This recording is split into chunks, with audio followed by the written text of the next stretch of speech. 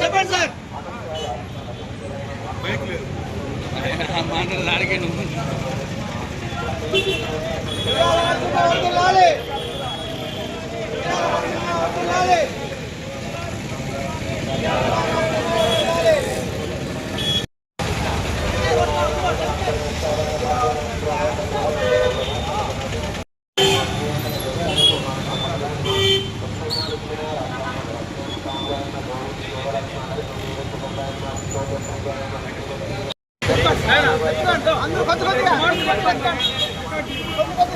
Video తీస్తున్నాను. అందులో ఒకేసారి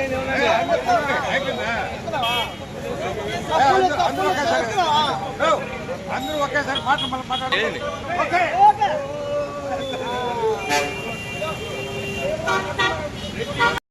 వీడియో తీసుకున్నాం.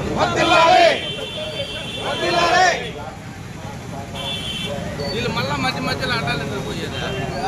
ఎవరైనా పక్కన ఉండాలి. కొద్ది దూరంగా ఉంటే మాకు ఆ ఫోటో భారతదేశానికి స్వాతంత్రం సంపాదించక మునిపే 10 సంవత్సరాలకు మునిపే ఉయ్యాలవారి నరసింహారెడ్డి గారు బ్రిటిష్ సైన్యం పైన తీవ్రమైన తిరుగుబాటు చేశాడు. ఎందుకయ్యా తిరుగుబాటు చేశాడు అని చెప్తే వాళ్ళ ఫాదరు బ్రిటిష్ సైన్యంలో పనిచేస్తూ ఉన్నారు. ఆయనకి 11 రూపాయలు నెల వేతనంగా ఇస్తూ ఉన్నారు.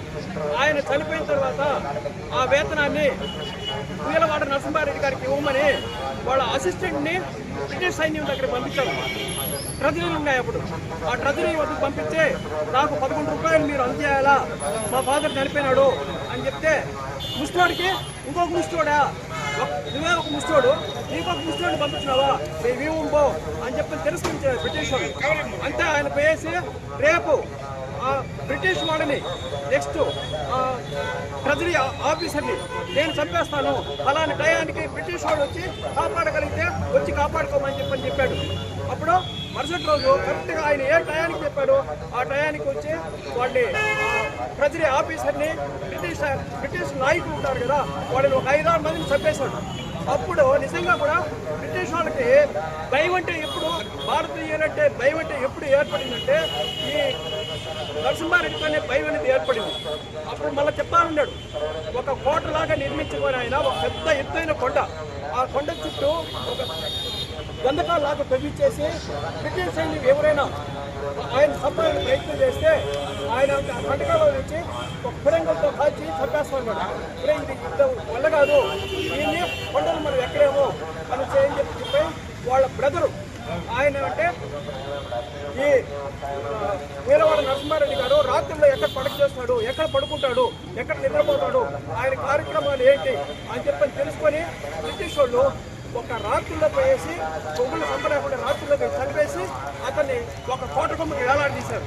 కాబట్టి అలాంటి మహానుభావుడు అంటే ధైర్య సాహసాలకి ఆయన చాలా బ్రిటిష్ కళ భారతదేశానికి స్వాతంత్రం చాలా లేటుగా వచ్చింది. కానీ ఈయన ఫస్ట్ భారతదేశానికి తొలి స్వాతంత్ర సమయోధుడు ఈయన నరసింహారెడ్డి గారు. అందువల్ల ఆయన జయంతిని పురస్కరించుకొని ఇక్కడ ఈ కార్యక్రమం ఏర్పాటు చేస్తాము. కాబట్టి మనం రెడ్డి మిత్రులందరూ కూడా ఇట్లాంటి కార్యక్రమాలకి అందరూ హాజరవి ఈ కార్యక్రమాలు విజయవంతం కావాల్సిందిగా మీకు అందరికీ మా రెడ్డి మిత్రులందరికీ ధన్యవాదాలు తెలియజేస్తున్నాను. మీడియాకు ధన్యవాదాలు తెలియజేస్తున్నాను.